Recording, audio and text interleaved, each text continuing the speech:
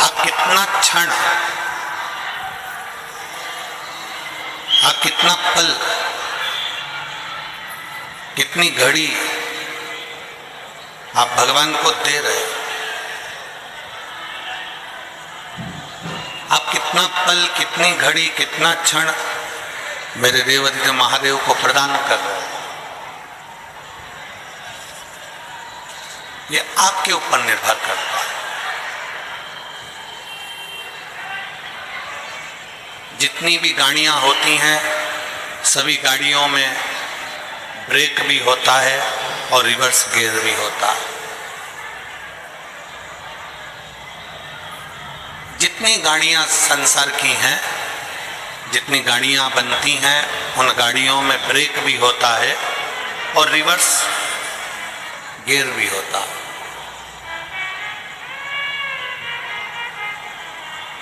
पर मेरे भोले बाबा ने जो समय बनाया है, मेरे भोले बाबा ने जो काल बनाया है, समय बनाया है, समय चक्र बनाया है, इस समय रूपी गाड़ी में न ब्रेक है न रिवर्स गियर है। इसमें ब्रेक भी नहीं है और रिवर्स गियर भी नहीं।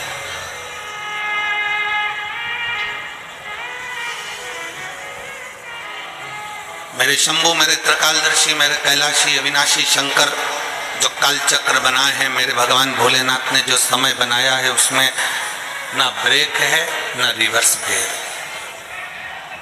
दोनों नहीं। समय रुकता नहीं है और जो समय चले गया वो पलटकर वापिस आता नहीं। गाड़ी पीछे आ सकती है, गाड़ी में ब्रेक लग सकता है, सब कुछ हो सकता है, पर समय रूपी जो गाड़ी है, समय की जो गणना है, समय रूपी जो गाड़ी है, कालचक्र की जो गाड़ी है, ये ना रुकती है और ना पीछे आती है, ना रुकेगी ना पीछे।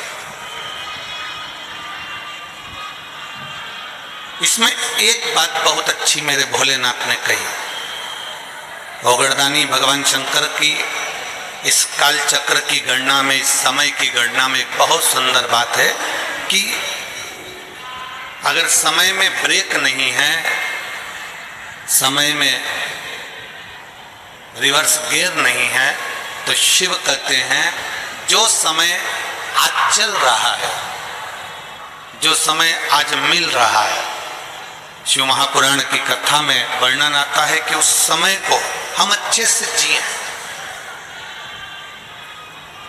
जो समय आज चल रहा है, जो समय अभी मिला है, उस समय को हम अच्छे से जिए। ना इसमें ब्रेक लगने वाला है और ना ये रिवर्स वापस आने वाला है। बचपन गया, जवानी आ गई, जवानी गई, अधेड़ी आ गई, अधेड़ी गई, बुढ़ापा, वापिस कुछ नहीं आया।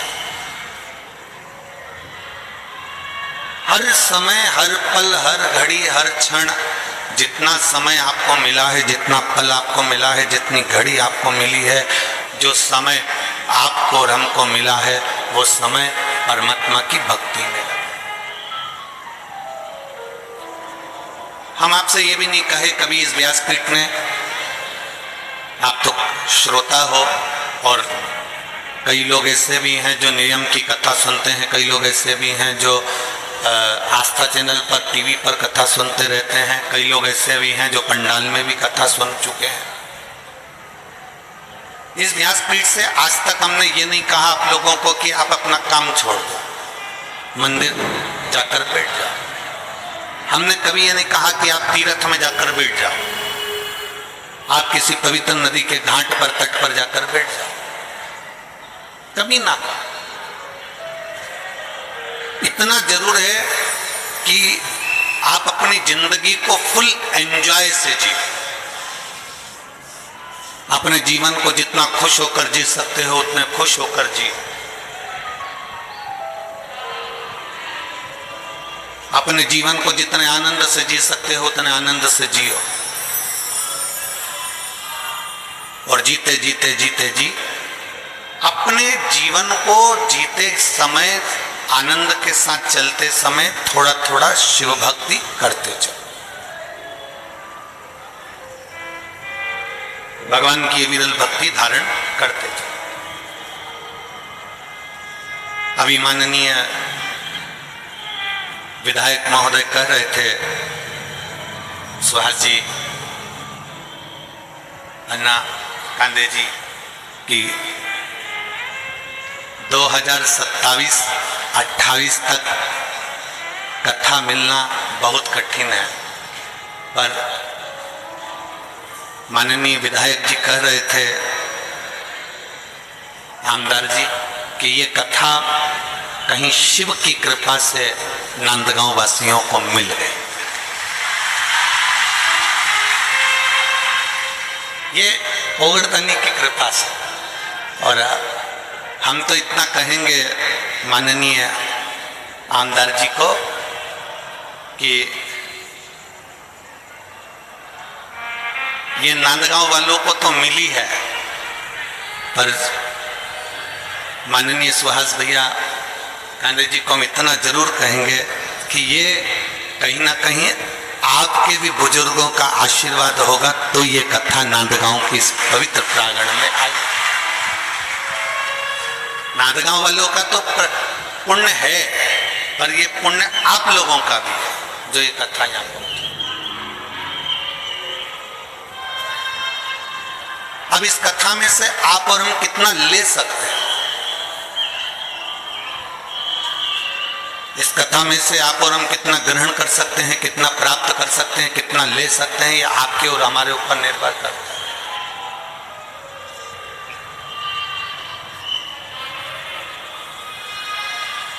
कथा में जब जाकर बैठो ना,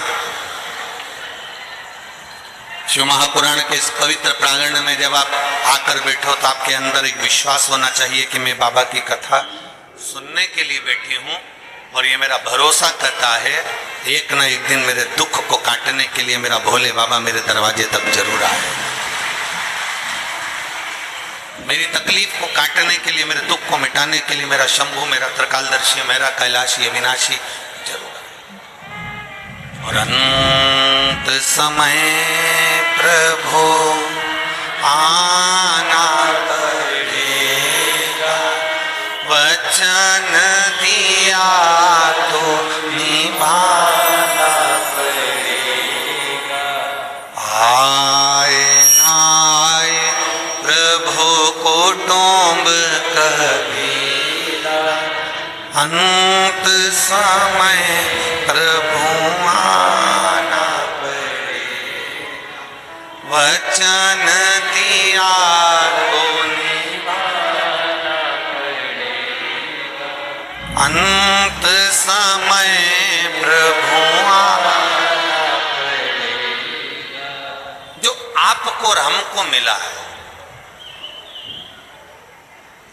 कहीं जाओ मत जाओ, अपने मन को पवित्र बनाकर भगवान शिव की अविरल भक्ति को धारण। जरूरी नहीं कि किसी तीर्थ में बैठोगे तो भगवान मिलेगा, जरूरी नहीं कि कहीं नदी के तट पर जाकर बैठोगे तो भोलेनाथ मिलेगा, जरूरी नहीं कि घर छोड़कर बाबा बन जाओगे, साधु बन जाओगे, सन्यासी बन जाओगे, तपस्वी बन जाओगे, साधक बन जाओगे तो शिव मिलेगा। शिव महापुराण की कथा कहती है हमें बाबा नहीं बनना है। शिव महापुराण की कथा कहती है हमें बाबा नहीं बनना। शिव महापुराण की कथा कहती है हमें बाबा का बनना है, हमें भोलेनाथ का बनना है।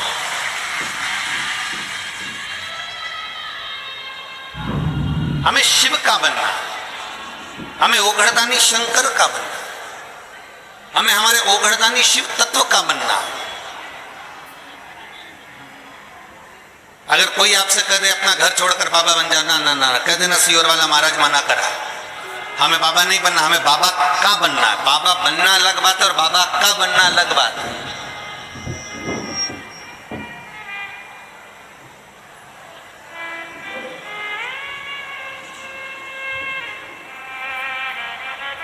एक बेटा बेटा अपने पिता के साथ अगर घूमने जाता है ना, अगर बेटा पिता के साथ घूमने जा रहा है और बहुत भीड़ है, बहुत भीड़, बहुत भीड़, अब इतनी भीड़ होने पर बेटा और पिता दोनों साथ में हैं और इतने में बहुत भीड़ पड़ रही हो और पिताजी बेटे से कहें कि बेटा एक काम करो कि तुम मेरा हाथ पकड़ लो,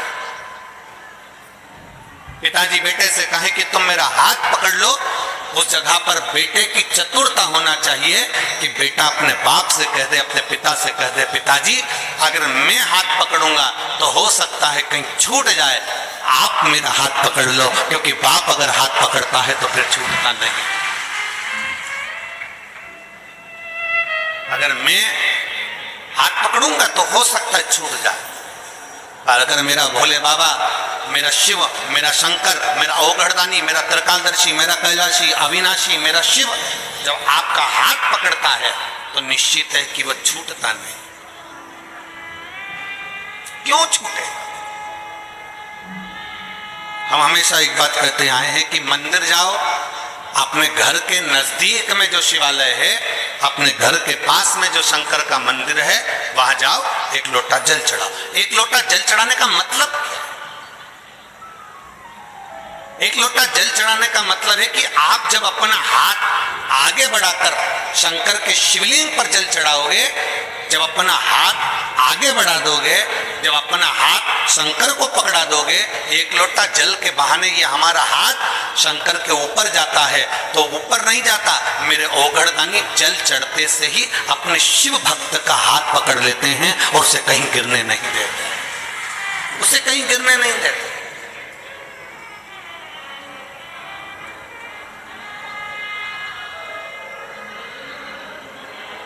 हमारे पास में कई लोग सूचना करते हैं, गुरुजी आप अपनी कथा में वही की वही भजन दोहराते रहते हो, आप अपनी कथा में वही की वही लाइन दोहराते रहते हो, बार बार इतनी कथा सुनी हमने, आपके भजन वही चलते हैं, आपकी लाइनें वही चलती है कथा में, आपके जो भजन की टिप है वो वही की वही चलती है। उसका कारण क्या है? हम पूरे शिव भक्तों से इतना चाहते हैं कि जो शिव महापुराण की कथा में भजन या एक लाइन कीर्तन की बोली जाती है, वो लाइन आप भी गुनगुनाओ। तो कभी शंकर के मंदिर में खड़े होगे तो बाबा के मंदिर में भी आपको वो लाइन का स्मरण होगा कि अंत समय प्रभु, जितने बैठे हो सब गाइए, वचन दिया तो निभाना पड़ेगा, आए ना आए प्रभु कुटुंब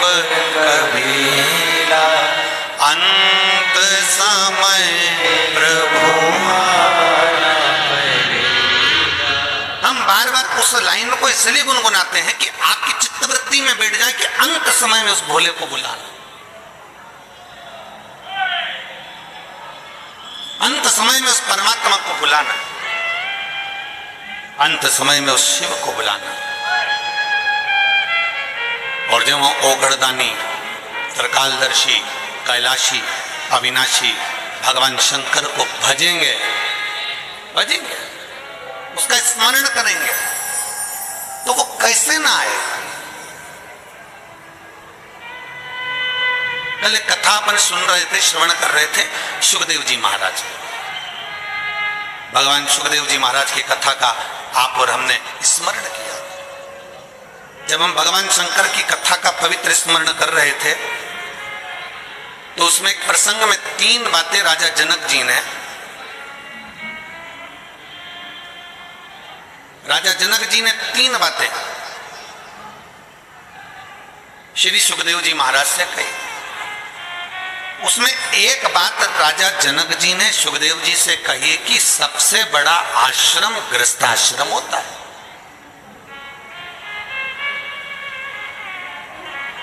दुनिया का सबसे बड़ा आश्रम गृहस्थाश्रम है। साधु बनना सरल है, सन्यासी बनना सरल है, तपस्वी बनना सरल है, साधक बनना सरल है, उपासक बनना सरल है, पर अपने घर में, अपने परिवार में, अपनी पत्नी, अपने पति, अपने बच्चे, अपने भाई, अपने बंधु, अपने सखा, अपने मित्र, अपने दोस्त और अपनों के साथ में घर में रहना बड़ा कठिन है।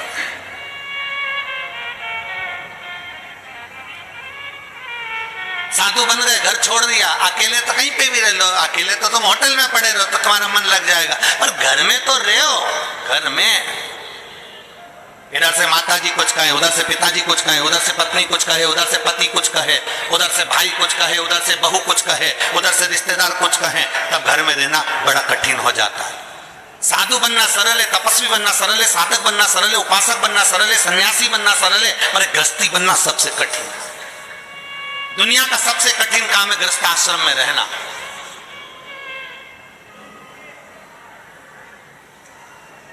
और जितने सन्यासी थे, जितने तपस्वी थे, जितने साधक थे, उन्हें भगवान बहुत बाद में मिला। जो गृहस्थी थे उनको भगवान जल्दी मिल गए। मीराबाई गृहस्थी थी, पति परिवार के साथ रहती थी, गिरधर गोपाल मिल गए। कर्माबाई भगवान मिल गए। नामदेव जी भगवान मिल गए। संत तुकाराम जी भगवान मिल गए। मुक्ताबाई भगवान मिल गए। बड़ी सरलता से रामकृष्ण परमहंस भगवान मिल गए। गृहस्थ आश्रम एक ऐसा आश्रम है जिसमें रहकर आप अगर भगवान को एक क्षण भी पुकार रहे हो तो भगवान आपको प्राप्त।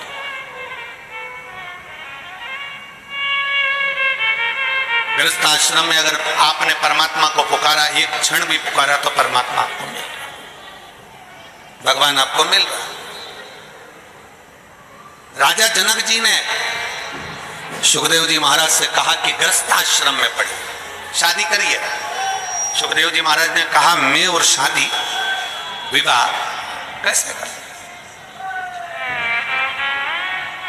मैं शादी कैसे कर, नहीं शादी तो करना पड़ेगा, गृहस्थाश्रम में पढ़ना पड़ेगा, तो मैं किससे शादी करूं?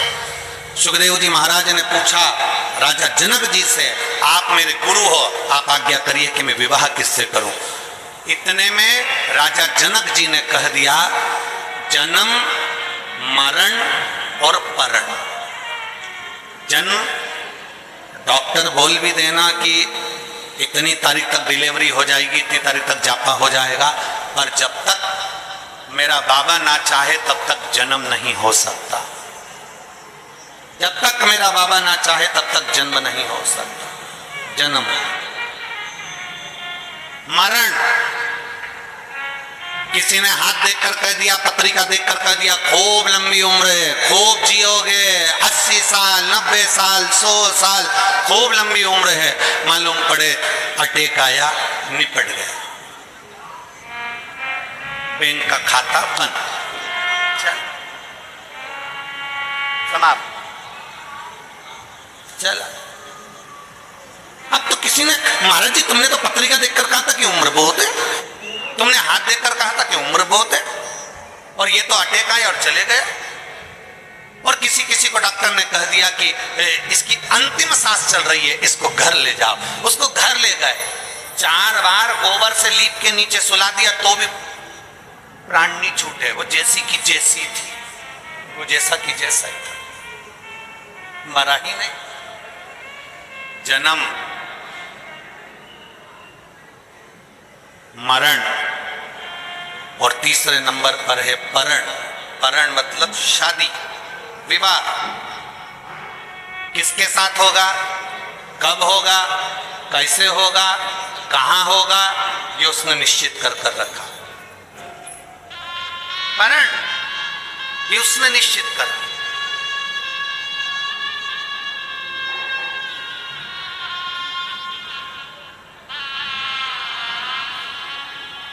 मेरी जीजियां बैठी हैं यहाँ पर, मेरे जीजा बैठे हैं यहाँ पर, मेरी बेटियां बैठी हैं, मेरे बेटा बैठे हैं, मेरी माताएं, मेरे भाई बैठे हैं।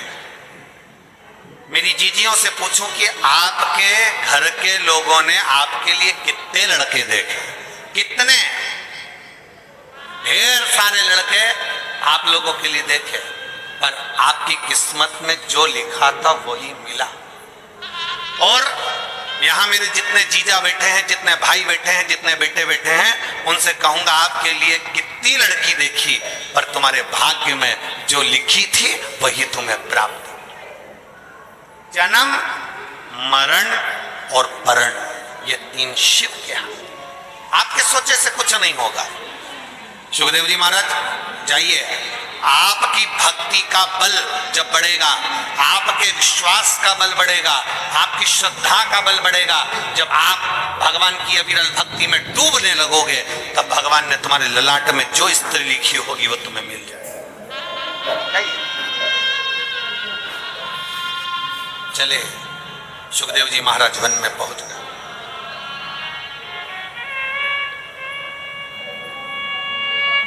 एक बड़ी सुंदर कथा पितृपक्ष के अंतर्गत है, आप स्मरण करिए। जितने लोग आस्था चैनल पर सुन रहे हैं, फेसबुक यूट्यूब पर सुन रहे हैं, चावल हाथ में लेकर सुन रहे हैं, जो लोग पितरों का चित्र फोटो लेकर सुन रहे हैं, बड़े भाव से सुनिए, बड़े भाव। शिव महापुराण में पितरों की बेटियों की कथा थी, विदेश्वर से। एक पितर की तीन बेटियां, मैना, धन्या, कला। मैना जी की गोद में पार्वती जी, धन्या सुनैना बनी जिनकी गोद में माता सीता जी, कला कीर्ति बनी जिनकी गोद में राधा जी। ये पितरों की कथा। राधा जी के नाना जी का नाम पितृदेव है,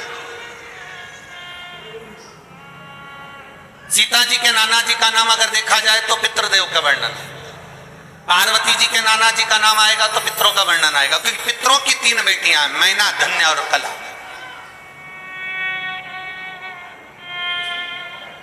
पितरों की तीन बेटियां, और ये तीनों बेटियां आनंद के साथ बैठी थी, और तीनों बेटियां भ्रमण करते करते कहीं पितृलोक में घूम रही थी। पितृलोक में जाते जाते बीच में सनकादि ऋषियों पर इनके वस्त्र का एक अंश, इनके वस्त्र का एक भाग सनकादि ऋषियों की जंघा पर पड़ गया। जंघा पर पड़ा तो उनके छोटे छोटे चरण थे जिसमें उनको घाव लग गया। घाव लगा, उन्होंने श्राप दे दिया कि तुम तीनों को मृत्यु लोक में जाना पड़ेगा, तुम तीनों को पृथ्वी लोक पर जाना पड़ेगा। तीनों हाथ जोड़कर विनय करने लगी, हम पृथ्वी लोक पर चले तो जाएंगे, पर हमारा कल्याण कैसे होगा? तो तीनों से सनकादि ऋषियों ने कह दिया, तुम तीनों की गोद में तीन देवियां खेलेंगी।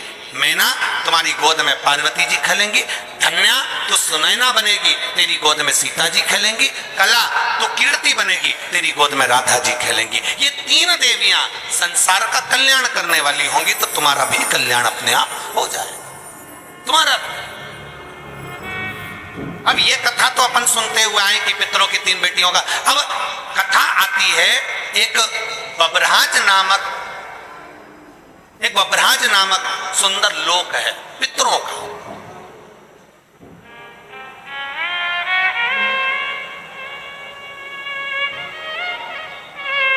बब्रहाज नामक एक सुंदर पितृलोक है, बड़ा सुंदर पितृलोक है,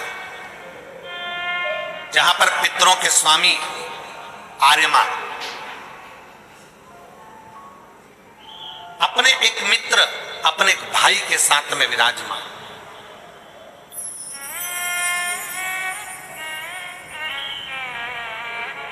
बब्रहाज नामक लोक में बहिपक्ष नामक एक पितृदेव रहते हैं, पितृदेव। अब आपके स्मरण में रहे कि पितरों के लिए खीर बनाई जाती है, पितरों के लिए चावल की खीर का निर्माण किया जाता है, पितरों के लिए माश की दाल मतलब उड़द की दाल का प्रयोग किया जाता है, पितरों के लिए तुरई गिलकी का प्रयोग किया जाता है। ये हमारे यहाँ कई लोग कहते हैं कि साहब आपने माश की दाल अर्थात उड़द की दाल का या तो दही बड़ा बनाना था, या आपको मंगोड़ा बनाना था, या आपको इमरती बनाना थी, और खीर पितरों के लिए जरूर बनाना थी। तो ये कहाँ, क्यों, इसलिए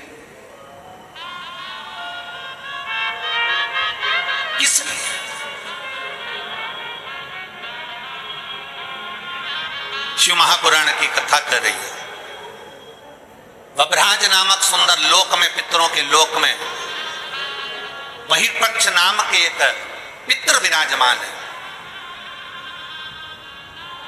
ये बहिर्पक्ष पहले पितर नहीं थे, और ये भगवान शंकर की भक्ति में इतने तल्लीन रहते थे कि भगवान शंकर इन पर प्रसन्न हो गए। इन्होंने अपने जीवन काल में हर महीने जो शिवरात्रि आती है, ऐसी कोई शिवरात्रि नहीं छोड़ी जिस शिवरात्रि पर शंकर का अनुष्ठान ना किया, अर्थात शिव का अभिषेक ना किया, शंकर भगवान की भक्ति ना की। और कितने किस्मत वाले हो जे नांदगांव वालों, है महाराष्ट्र वालों, नांदगांव वालों को मैं बहुत बहुत साधुवाद देता हूं कि आप जिस कथा को श्रवण कर रहे हो पितृपक्ष में, इसी पितृपक्ष के अंतर्गत 30 तारीख को मासिक शिवरात्रि इस पितृपक्ष की पड़ेगी, और आप और हम सब कथा के रस्तत्व में बैठे। कितने किस्मत वाले, भाग्यशाली, आपके भाग्य की सराहना है आपको।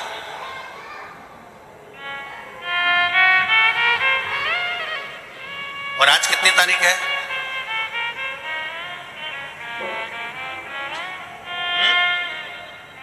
27।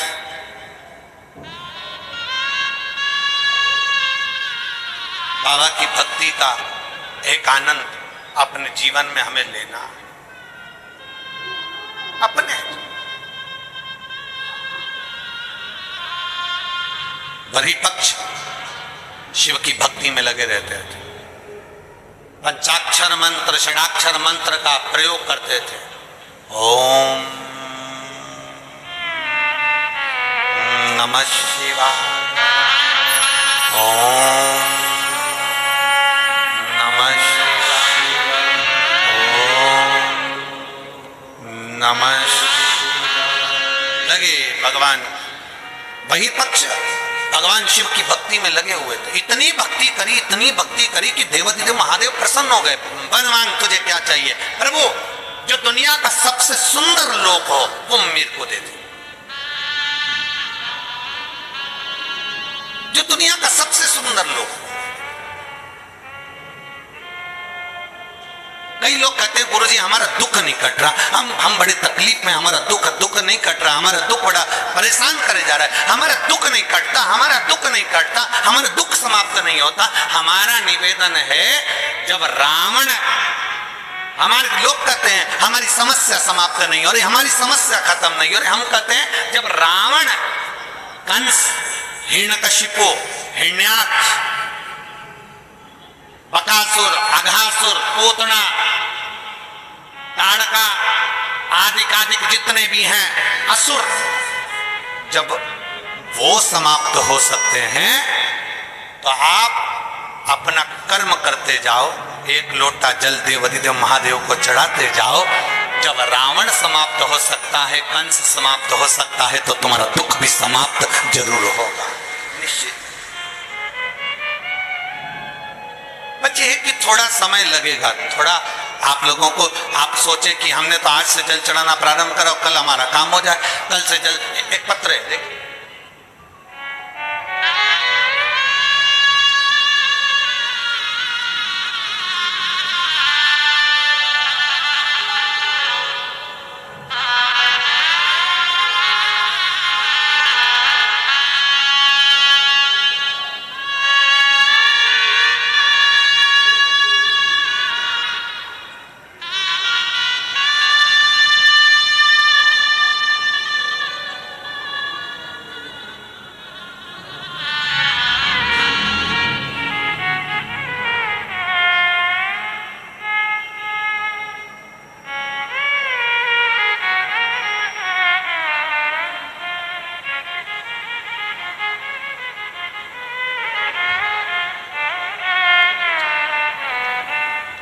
सो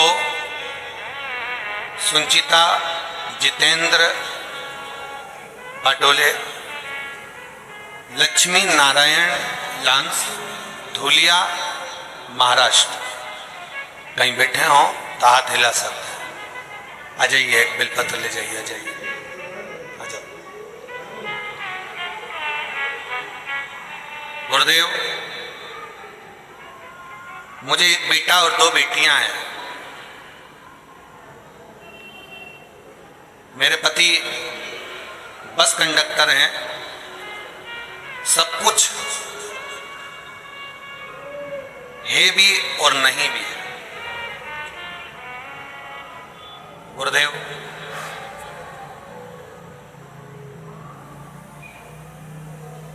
जिम्मेदारियां बहुत थी, कुछ गलत संगत के कारणवश पति पड़ गए। तब बाबा पर भरोसा कर कर फिर काम काज चालू करा और अपने बेटे को इंजीनियरिंग की पढ़ाई करवाई। मेरा बेटा इंजीनियरिंग की पढ़ाई तो कर लिया, पर 3 साल निकल गए, पर उसका कहीं जॉब नहीं लगा। मेरा बेटा कहता है, माँ कहीं प्राइवेट में भी अगर जॉब लग जाए तो मैं कम से कम तुम्हारे को हेल्प तो करूं, पर प्राइवेट में भी जॉब मिलता नहीं। मेहनत करी, प्राइवेट में जॉब किया, फिर आखिरी में बेटे ने कहा, माँ आप कथा सुनती और कथा में वो सियोर वाला महाराज कहता है कि शंकर पर चढ़ाया गया जल कभी खाली नहीं जाता। तब मैंने अपनी पड़ोसन से पूछकर भगवान शंकर के पशुपति व्रत और शिवजी पे 1 लोटा जल का वर्णन अपने बेटे को कहा, और बेटे ने भी पशुपति व्रत और 1 लोटे जल का महत्व को जाना। और बाबा देवाधिदेव महादेव की कृपा का मैं क्या गुणगान करूं गुरुदेव। आज मेरे बाबा ने मेरे बेटे को 8 फरवरी 2024 को PWD गवर्नमेंट इंजीनियरिंग में सिलेक्शन देते हुए साथ में उसकी नौकरी का भी अप्लाई आया। मैं बाबा को यहाँ धन्यवाद देने के लिए आया। एक शिव भक्ति, एक शिव तत्व, एक शंकर भगवान की अविरल भक्ति हमारे जीवन में समाए, जीवन में समाए। और मैंने तेरे ही भरोसे बाबा, तेरे ही भरोसे हवा बिच उड़ती जावा, बाबा डोर हल्को छड़ी ना मैं कटनी जावा। भोले मैं तेरी शंभो मैं तेरी हवा बिच उड़ती जावागी, बाबा डोर हथो छड़ी ना मैं कटनी भोले मैं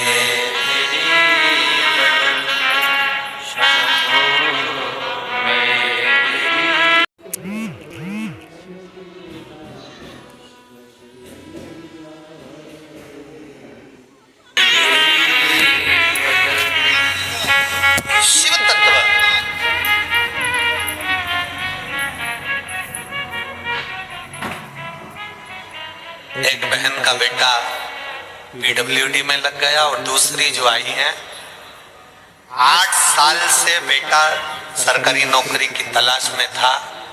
बाबा के कावड़ यात्रा भरी सीहोर की और बाबा की कृपा से महाराष्ट्र पुलिस में उसका सिलेक्शन हो गया और वो भी शिव तत्व अभी पुणे में सर्विस कर रहा है। एक विश्वास, एक भरोसा, एक दृढ़ता,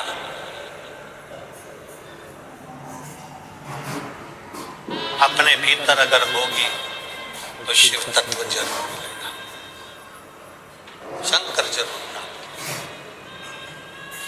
और खाली ना जाता कोई दर से तुम्हारे, खाली ना जाता कोई दर से तुम्हारे, मैं भी खड़ी हूँ नदी बाहें बसा,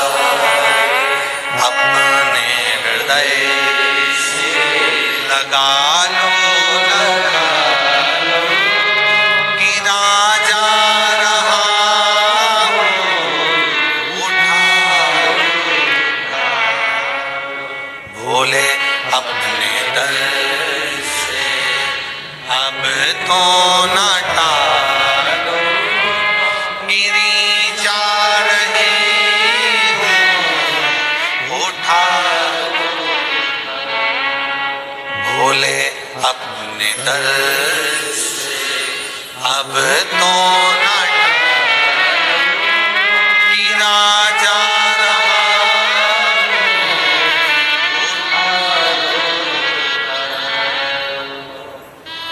ये मानव की देह, ये मानव का शरीर शिव तत्व से मिल तो गया। ये मानव की देह, मानव का शरीर प्राप्त तो हो गया।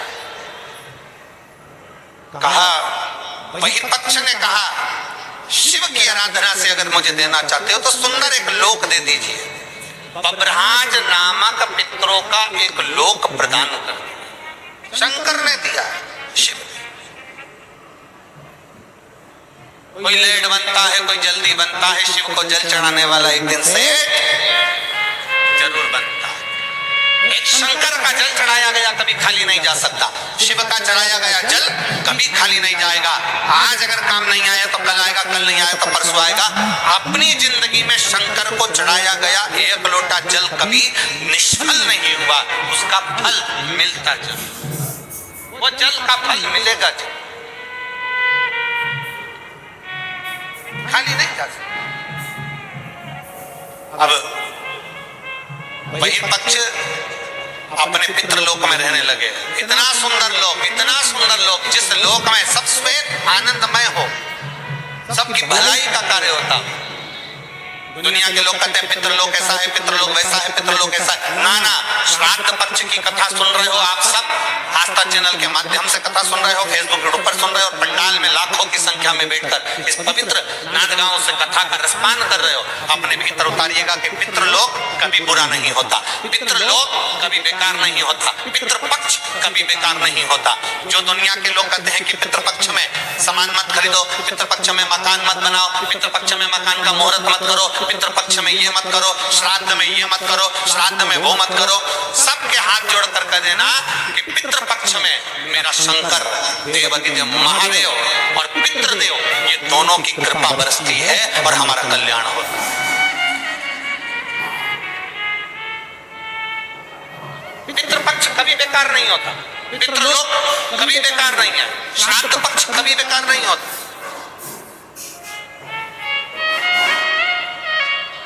श्रद्धा कभी बेकार नहीं होती। आपके भीतर की श्रद्धा होना चाहिए। किया गया अच्छा कर्म कभी बेकार नहीं होता। आप अच्छा कर्म करते रहो, कभी आपके जीवन में तकलीफ नहीं है, कभी तकलीफ नहीं।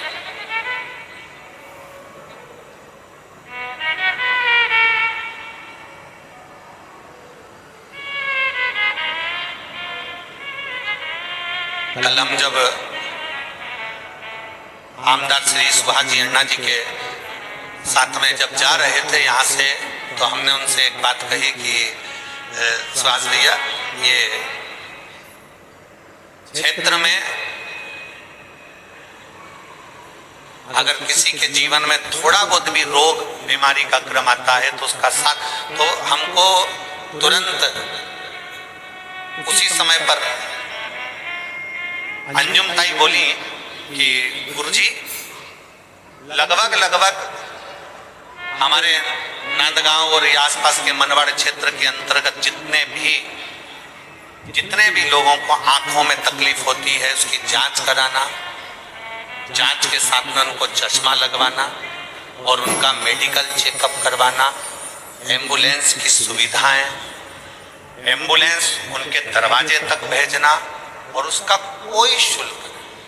हमने तुरंत श्रीमती अंजुम ताई के शब्द सुनकर हमने उनको धन्यवाद दिया कि आप दोनों को ये साधुवाद है कि आज के जमाने में सबसे ज्यादा महंगा होता है मेडिकल, और आप इन साधारण सहज लोगों के लिए, आपके क्षेत्र के लोगों के लिए आपने इतनी सुविधा दे रखी है, उसके लिए मैं आपको साधुवाद देता हूँ। ये साधुता है आप। हम अपनी कथा में बार बार कहते हैं, अगर आप किसी को 1 रुपया नहीं दे सकते मत दो, आप किसी को चवन्नी नहीं दे सकते मत दो, पर इतना जरूर करो। कोई बच्चा पढ़ना चाहता है, किसी बच्चे को एजुकेशन चाहिए, उस बच्चे को एजुकेशन की जरूरत है, आप उसके पास में पैसा नहीं, आप उसको एजुकेशन दीजिए। मैं आपको सुभाष भैया धन्यवाद देना चाहूंगा। कि आपके क्षेत्र की एक एक बेटी को निःशुल्क आप कॉलेज की पढ़ाई करा रहे हो, उसके लिए साथ होता है आपको उसके लिए साथ होता है। एजुकेशन की जरूरत है, एजुकेशन दीजिए। हमने फिर कहा आप 1 रुपए का दान किसी को नहीं दे सकते, मत दो। अपने नजदीक में कोई रह रहा है, उसको बीमार है, तकलीफ में, और आपके दरवाजे पर अगर कोई आकर अलग जगा रहा है कि भैया मेरे यहाँ तकलीफ है और आपको ये बीमारी मालूम पड़े, आपका सहयोग मिल जाए, उससे बढ़कर क्या चाहिए? इससे बढ़कर दुनिया का कोई सुख नहीं है। आप 1 रुपए किसी को मत दो, नहीं देते मत दो, और कोई भूखा है उसको भोजन करा दो, कोई प्यासा है उसको पानी पिला दो। आपके हाथों से सत्कर्म करते चलिए। सत्कर्म क्या पूछेगा ऊपर भोलेनाथ? अरे ओ नांदगांव वालों, ऊपर जाएंगे अपन तो भगवान क्या पूछेगा? तूने पाप कितने किए ये पूछेगा? अरे बोलो तो जम के नहीं। भगवान तुम्हारे जैसा फ्री नहीं है जो पाप पूछेगा कि पाप कितने किए। जैसे अपन लोग फ्री रहते ना तो दुनिया का बच्चे ही देखते रहते, उसने क्या बुरा करा, क्या बेकार करा, क्या गलत किया। अपन 24 घंटे बस इसी में लगे रहते। भगवान ऐसा फ्री नहीं बैठा कि तुमसे पूछेगा तूने पाप कितना किया। भगवान तुमसे ये भी नहीं पूछेगा कि तूने पुण्य कितना किया, ये भी परमात्मा नहीं पूछेगा। उसके पास में डायरियां बनी हुई है तेरे पाप की, तेरे पुण्य की। जब अपन पैदा हुए अपने अंदर एक सिम फिट करके जन्म दिया है परमात्मा ने, उसके पास सारा लेखा जोखा, एक बटन दबाएगा तेरे पाप और पुण्य का लेखा उसके पास आ जाएगा कि कहां भेजना है। पहले का समय था कि चित्रगुप्त महाराज खाता देखते थे, आजकल चित्रगुप्त महाराज भी लैपटॉप रखते हैं। पहले का समय था कि चित्रगुप्त महाराज खाता देखते थे, आज के समय में चित्रगुप्त महाराज लैपटॉप रखते हैं, एक बटन में दबाते हैं, बस दबाते थे देख लेते कितना पाप कितना पुण्य। बस उसी तरह भगवान तुमसे नहीं पूछेगा कि तुम्हारा पाप कितना किया, भगवान तुमसे नहीं पूछेगा कि तुमने पुण्य कितना करा, पर भगवान तुमसे जरूर पूछेगा कि तेरे को मनुष्य का शरीर दिया था, पृथ्वी पे जाके एंजॉय कितना किया, खुश कितना रहा, सुखी कितना रहा, तूने अपने आनंदमय जीवन को कितना जिया। ये मानव का शरीर बार बार नहीं मिलता। 83,99,999 जन्म निकलने के बाद 84,00,000वें नंबर का जन्म है मनुष्य का जन्म। और उस मनुष्य के जन्म में तूने भजन नहीं करा, मनुष्य के जन्म में तूने भक्ति नहीं करी, मनुष्य के जन्म में तूने किसी प्यासे को पानी नहीं पिलाया, मनुष्य के जन्म में तूने किसी भूखे को भोजन नहीं कराया, अपनी प्रसन्नता में जिया नहीं, पूरी जिंदगी रो रो के मर गया। कभी वहां भी हमने कथा में कहा था, छत्तीसगढ़ में बचपन में होमवर्क, जवानी में होम लोन और बुढ़ापे में अलोम विलोम, जिंदगी समाप्त। बचपन में होमवर्क, जवानी में जम के तो बोलो, जम के बोलो होम लोन, और बुढ़ापे में अलोम और विलोम, बस बुढ़ापा तक समाप्त। ये जीवन निकल गया। बचपन होमवर्क करते करते निकल गया, होमवर्क कर ले, होमवर्क कर ले, होमवर्क कर ले, तोचे पीटे होमवर्क कर ले, होमवर्क कर ले। और जवानी में पत्नी पति से बोले, पति पत्नी से बोले, अपन दोनों पुणे में रह रहे, एक फ्लैट ले लें, home loan home loan home loan, और लोन चुकाते चुकाते फ्लैट फ्लैट फ्लैट फ्लैट, आखिरी में गया ले और हो गया फ्लैट। बचपन में होमवर्क, जवानी में होम लोन और बुढ़ापे में शरीर साथ नहीं दे रहा तो सुबह से शाम तक अलोम और बुढ़ापा निकल गया, जवानी गई, अधेड़ी गई, बुढ़ापा। परमात्मा पूछेगा पाप कितना किया। भगवान इतना फ्री नहीं है तुमसे पूछे कि पाप कितना किया, भगवान इतना फ्री नहीं है कि तुमसे पूछे कि पुण्य कितना करा। भगवान तुमसे पूछेगा मनुष्य का शरीर दिया था, क्यों रे? नांदगांव में कथा हो रही थी, गया था, बैठा था, चले जाता, थोड़ा एंजॉय कर लेता, कहीं बैठकर कथा का रसपान कर लेता। ये मानव का शरीर मिला था, तूने यूं ही गवा दिया, बड़ी मुश्किल से मिला था, यूं ही चले गया। 7 दिन की कथा में आज 2 दिन चले गए, कितने दिन बचे? अरे बोलो तो 5 दिन। 5 दिन ऐसे ही चले जाएंगे और तुम सोच सोच के रह जाओगे, अब बस कल जाऊंगी, बस कल जाऊंगी, और कल से पहले कल दोपहर में कथा होने वाली है 1 बजे से, और उसके पहले रात्रि के 11:30 बजे छाती में दर्द हुआ, निपट गई तो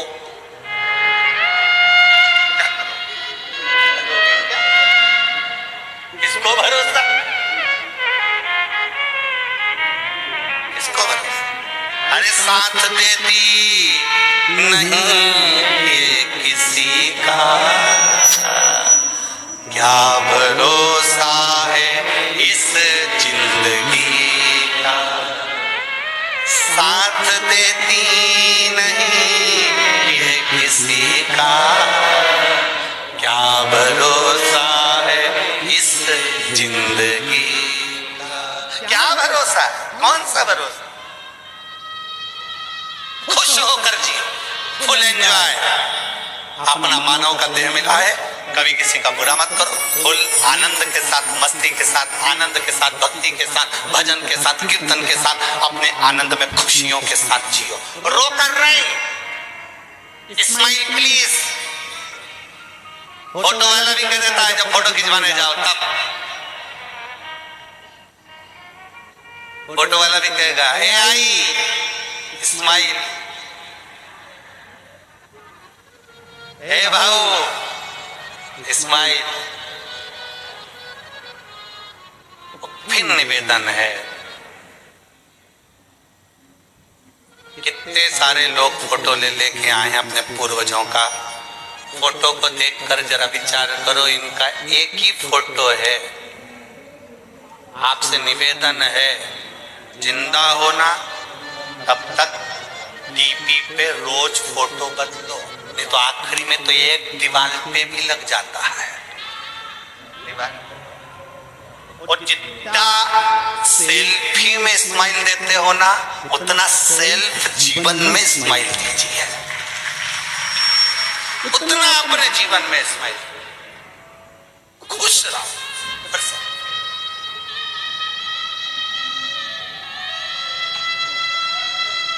जितने प्रसन्न है सब, कर्जा हो गया ना कोई बात नहीं, तकलीफ आ गई ना कोई बात नहीं, दुख आ गया ना कोई बात नहीं, तो भी प्रसन्न, तो भी खुश रहो।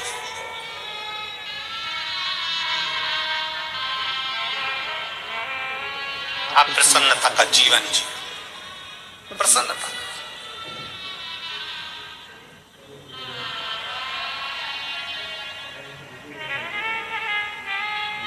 अपने क्षेत्र का आनंदमय भाव प्रसन्नता में रखो, प्रसन्नता। शिव पुराण कह रही है, भगवान शंकर का चरित्र कर रहा है, भगवान शंकर का संवाद कर। वही पक्ष सुंदर पितृलोक प्राप्त कर लेते हैं, बबराज नामक लोक में वही पक्ष रहते हैं। उन्होंने नियम बना लिया, हमारे पितृलोक में प्रत्येक महीने में मासिक शिवरात्रि पर उत्सव मनाया जाएगा, शंकर का पूजन अभिषेक किया जाए। एक दिन वही पक्ष पितरों की आराधना कर रहे थे, वही पक्ष पितृपक्ष में शिव की आराधना में लीन थे, शंकर के। कोई तुमसे पूछे हम पितरों की पूजन करते हैं, तो पितर किसकी पूजन करते हैं?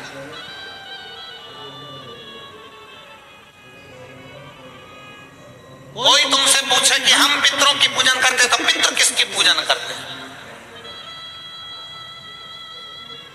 उस समय पर आपका जवाब होना चाहिए कि पितृलोक में रहने वाले वही पक्ष, पितृलोक में रहने वाले वही पक्ष पितृ शंकर भगवान की आराधना में लीन रहते हैं, शिव की आराधना में लीन रहते हैं। शंकर वही पक्ष शिव की आराधना, वही पक्ष बैठे थे। मासिक शिवरात्रि थी, शिवरात्रि का दिन था। उनके मन में आया मेरे घर में कोई ऐसी बेटी का जन्म हो, ऐसी कन्या का जन्म हो, ऐसी बेटी का जन्म हो जो संसार सागर में अपने आनंद के साथ जिए और जीवों का कल्याण। वही पक्ष के घर में एक बेटी ने जन्म लिया जिसका नाम पीवरी हुआ। पीवरी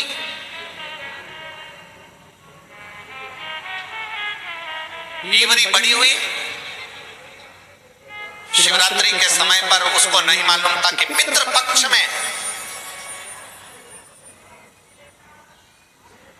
16 दिन जो पितरों के होते हैं, इस पितृपक्ष के अंदर 16 दिन के अंदर जो शिवरात्रि आती है, आश्विन महीने के अंतर्गत पितृपक्ष में जो शिवरात्रि आती है, इसके स्मरण में नहीं था। बच्चे थे, इसके स्मरण में नहीं आए,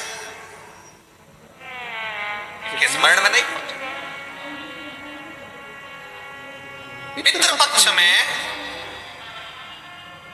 पितृपक्ष के अंतर्गत, आश्विन के अंतर्गत श्राद्ध पक्ष में पड़ने वाली शिवरात्रि के दिन बैठी और शंकर भगवान के पार्थिव लिंग का निर्माण कर रही।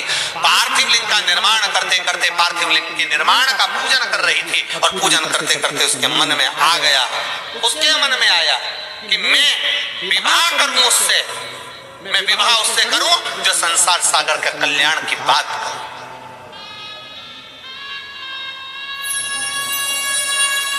संपूर्ण विश्व के कल्याण की बात, मैं विवाह उससे। पीवरी के मन में आ गया।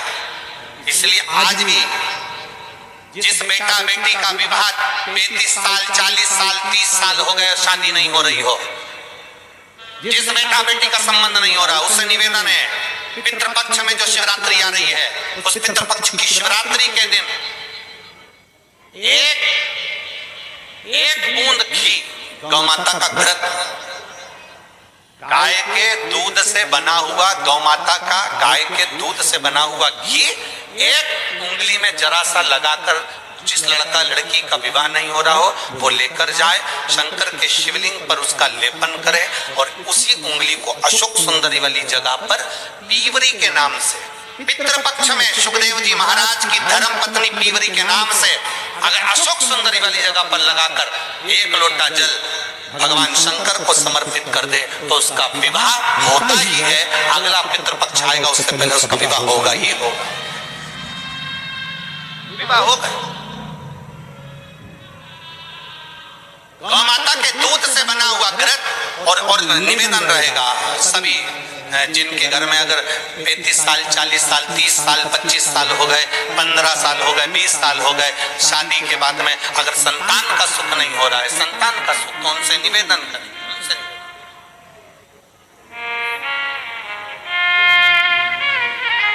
प्रयास करो श्राद्ध पक्ष में भगवान शंकर को थोड़ा सा शिवरात्रि के दिन घृत, गाय के दूध से बना हुआ घी, गाय के दूध से, नकली नहीं, नकली ने तो अभी धमाल मचा रखा है तिरुपति में, नकली नहीं।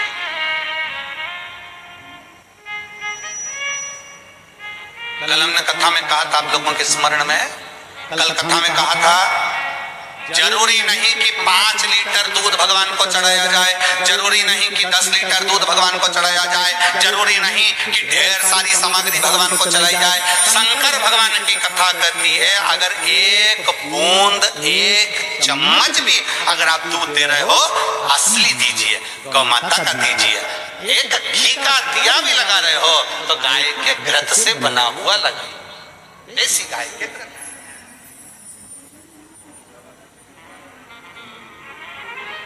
थोड़ा सा भी दो पर भगवान को शुद्ध, थोड़ा सा, अशुद्ध नहीं चाहिए।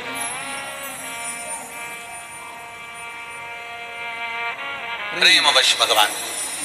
अब पीवरी ने मांगा तो निवेदन, अगर बन सके, जिनके घर में संतान का सुख नहीं है, अगर ये शिवरात्रि जो आ रही है श्राद्ध पक्ष की, श्राद्ध पक्ष की शिवरात्रि मतलब पितृ और महादेव दोनों का वर हमको प्राप्त होता है। मान लो घर में पितृदोष हो गया, अवगुत दोष हो गया, वास्तुक दोष हो गया, काल सर्प दोष हो गया, सारे दोष तुम्हारे पास में, कोई ने कह दिया मंगल हो गया, कोई ने कह दिया शनि चढ़ गया, कोई ने कह दिया बुध चढ़ गया, कोई ने कह दिया गुरु चढ़ गया, कुछ भी चढ़ जाए, तुम महादेव के पास जाइए। संतान का अगर सुख नहीं है तो बाबा देवाधिदेव महादेव को घृत का लेपन कर कर, उसी घृत का थोड़ा सा पान घर पर आकर दोनों पति पत्नी उसी घृत को लाकर उसका पान करो, घृत का लेपन करो, बाबा को जल चढ़ाओ। अगर लेपन नहीं कर सकते तो थोड़ा सा चढ़ाकर भी अगर लेकर आओगे और वो घृत का स्तनपान अगर करा है तो संतान का सुख होता ही है। पर ये केवल जो बताया जा रहा है ये पितृपक्ष के अंदर जो शिवरात्रि पड़ती है उसी में किया जाएगा, बाकी के समय नहीं किया जाएगा, केवल पितृपक्ष की पितृपक्ष किया।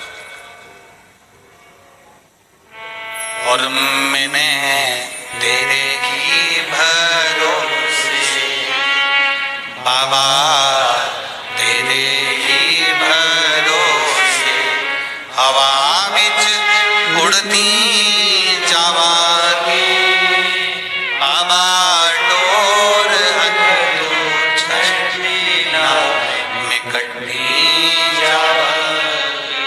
पितृपक्ष की शिवरात्रि में आप ये कर्म कर सकते। और बड़ी सहजता से सुन लीजिए, बहुत सहजता से।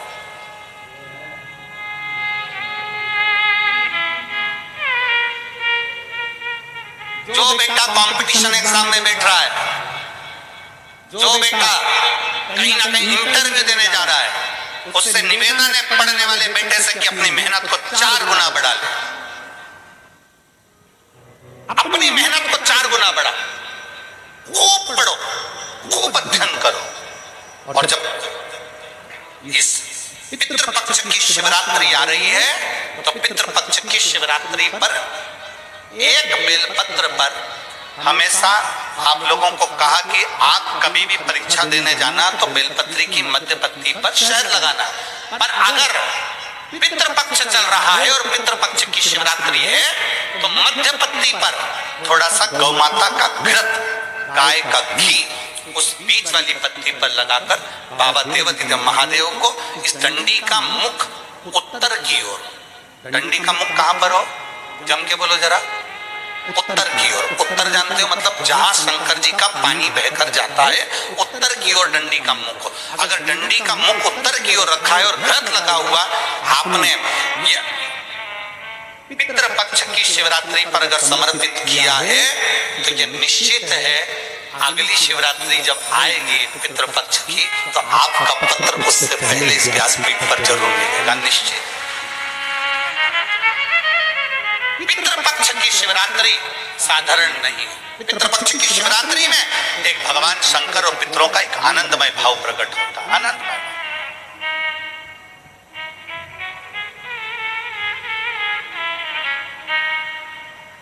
और मैंने तेरे ही भरोसे बाबा, तेरे हवा विच उड़ती जावागी बाबा, डोर हथो छड़ी ना मैं कटी जावागी भोले, शंभो मैं तेरी हवा बिच उड़ती जावागी बाबा, डोर हथो छड़ी ना मैं कटी जावागी। पितृपक्ष में पड़ने वाली शिवरात्रि पीवरी ने भगवान शिव से वर मांगा। बाबा देवाधिदेव महादेव की कृपा ऐसी हुई कि भगवान शंकर का ही स्वरूप अंश श्री सुखदेव जी महाराज, भगवान शिव का एक अंश स्वरूप श्री सुखदेव जी महाराज। एक बार ये कथा कर रहे थे तो किसी ने पूछा कि सुखदेव जी भगवान शंकर का अंश कैसे हो गए? तो कहा जिस समय पर भगवान शंकर माता पार्वती जी को अमर कथा सुना रहे थे, अमर कथा सुनते समय त्रिशूल लेकर माता पार्वती चारों तरफ घूमी, सबको भगाया। तोते का अंडा कोटर में गिर गया। उस अंडे के अंदर तोते का बच्चा था जिसने शंकर भगवान के मुख से अमर कथा को सुन लिया। और वो तोते का बच्चा जब भागा तो व्यास जी महाराज की धर्म पत्नी के गर्भ में जाकर बैठ गया। तोते के बच्चे को कहते हैं शुक। व्यास जी की पत्नी के गर्भ से जन्मा इसलिए कहलाया देव। दोनों को मिला दो तो हो गया भगवान शंकर की वाणी के द्वारा इसका प्रागट्य है। इसलिए भगवान शिव तत्व के द्वारा इसको अमर तत्व प्राप्त है, इसलिए इसको भगवान शंकर का ही अंश कह दिया, भगवान शिव का ही अंश बोल दिया। भगवान सुखदेव जी पीवरी, भगवान शंकर की आराधना में डूबी हुई पीवरी, भगवान शिव तत्व को प्राप्त करने वाली पीवरी, भगवान शंकर की अविरल भक्ति में डूबने वाली पीवरी, भगवान शिव से वर मांगती है कि मेरे को पति मिले तो आप सा स्वरूप, आप अमर तत्व को धारण करने वाला। भगवान शंकर ने पीवरी का विवाह का वर दे दिया कि आपका विवाह सुखदेव जी के साथ होगा।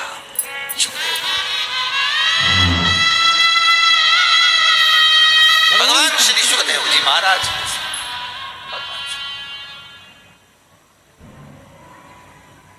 और महाराज शिव तत्व कहता है, भगवान शंकर का पावन चरित्र कहता है।